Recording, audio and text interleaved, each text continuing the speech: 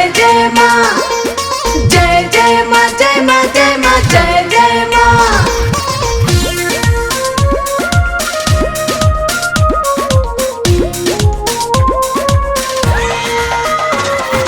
जय जय माँ, जय माँ, जय माँ, जय जय माँ, जय जय माँ, जय माँ, जय माँ, जय जय माँ। निमिया के गोछिया झूमे पुल मछिया बहेला पवन झारा झर तोहमे बिराजली भवानी। जय माँ, जय माँ। निमिया के गोछिया झूमे पुल मछिया बहेला पवन झारा झर तोहमे बिराजली भवानी। जय माँ, जय माँ। सातो बहिन समहर तोहमे बिराजली भवानी। सातो बहिन समहर तोहमे बिराजली भवानी। शेरावाली की जय जय बोली जोतावाली की जय माँ। शेरावाली की जय जय बोली जोतावाली की जय माँ।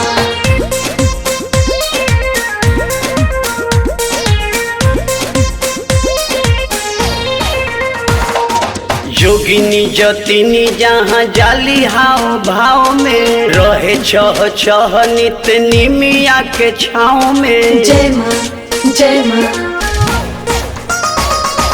जोगिनी जतिनी जहाँ जाली हाव भाव में रहे छह छह नित निमिया के छाँव में। जरे घिउ बतिया जहाँ दिन रतिया पूजन करे गाँव भर तोहमे बिराजली भवानी। जय माँ, जय माँ। सातो बहिन समहर तोहमे बिराजली भवानी। सातो बहिन समहर तोहमे बिराजली भवानी। शेरावाली की जय जय बोली जोतावाली की जय माँ। शेरावाली की जय जय बोली जोतावाली की जय माँ।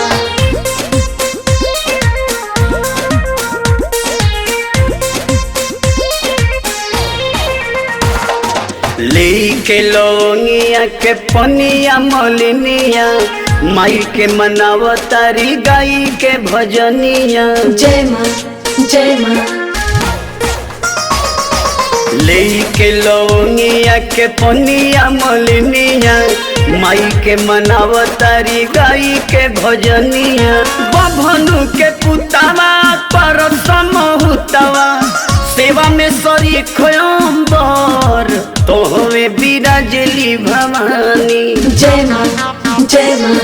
सातो बहिन समहर तोहमे बिराजली भवानी। सातो बहिन समहर तोहमे बिराजली भवानी।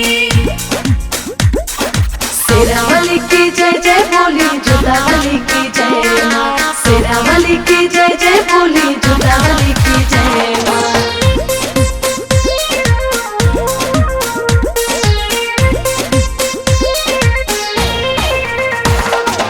ओई जग जननी जनक के दुलारी सुर नर मुनि जे करारती उतारी। जय माँ, जय माँ।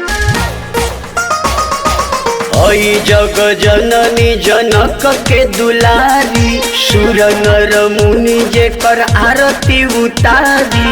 उनके दुआरिया दिलीप राजू तिवरिया विनती करल करवर तोहमे बिराजली भवानी। जय माँ, जय माँ। सातो बहिन समहर तोहमे बिराजली भवानी।